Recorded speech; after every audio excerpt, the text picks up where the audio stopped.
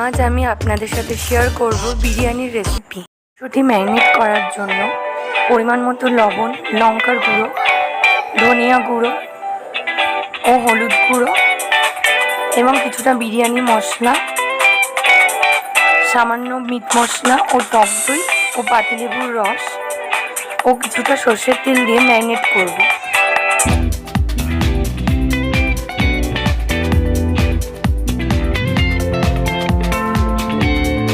এবার সামান্য গোলাপ জল ও কেওড়া জল ও মিঠা আতর দিয়ে মাংসটিকে আবার ভালো করে মেখে নেব।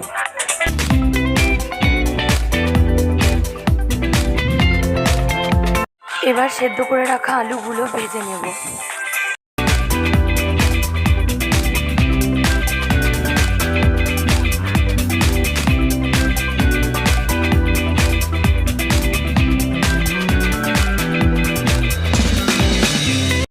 গরম তেলে সামান্য বাটার দিয়ে তেজপাতা ও গোটা গরম মশলা ফোড়ন দিয়ে ভেজে নেব।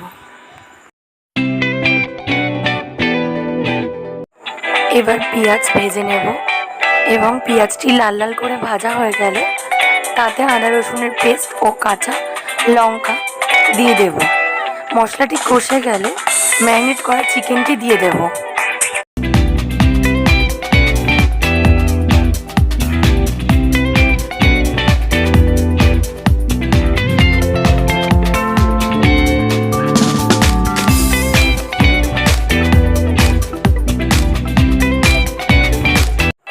এবার ভাত করার জন্য তেজপাতা ও গোটা গরম মশলা জলে দিয়ে দেবো এবং সামান্য লবণ ও লেবুর রস ও সামান্য বাটার দিয়ে দেব।